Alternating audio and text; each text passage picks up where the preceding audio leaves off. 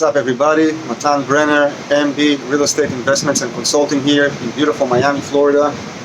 And today I want to talk to you about the real estate market in New York City. So right now we are experiencing a lot of people fleeing from New York, from Manhattan, obviously because of the situation.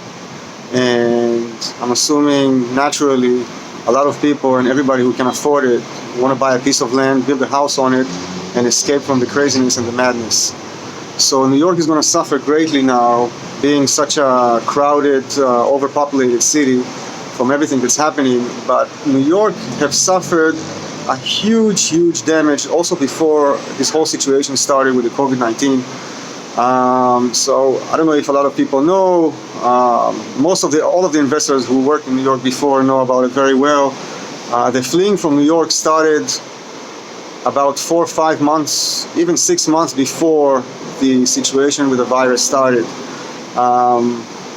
New governor and new mayor of New York, not so new, have managed to destroy the city and the economy of the city for a long time before the situation already have started, with a bunch of new rules, laws and regulation to depress and oppress any development, any investment, and basically give power to whoever doesn't want to pay rent and have criminal records, perhaps not the cleanest credit.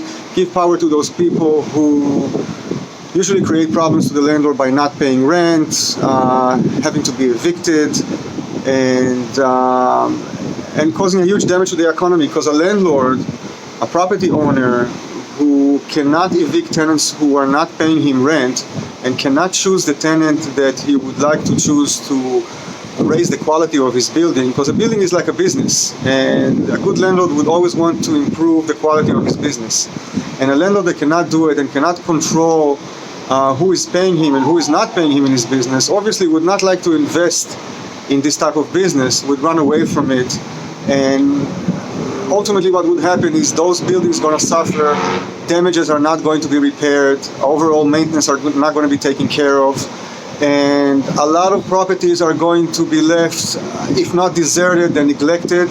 And neglect attracts crime and violence and hostile environment around and surrounding those buildings and those properties, just like New York experienced in the beautiful merry 80s.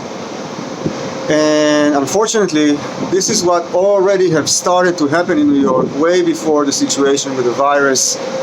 More laws of, from what I've heard, releasing a lot of criminals to the street, back to the street, and not enforcing illegal aliens with criminal records.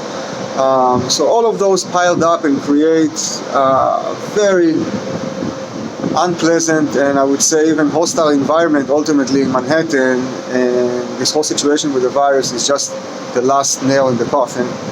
The way that I see it, at least for the next, I estimate for the next 5 years, if there is no change with the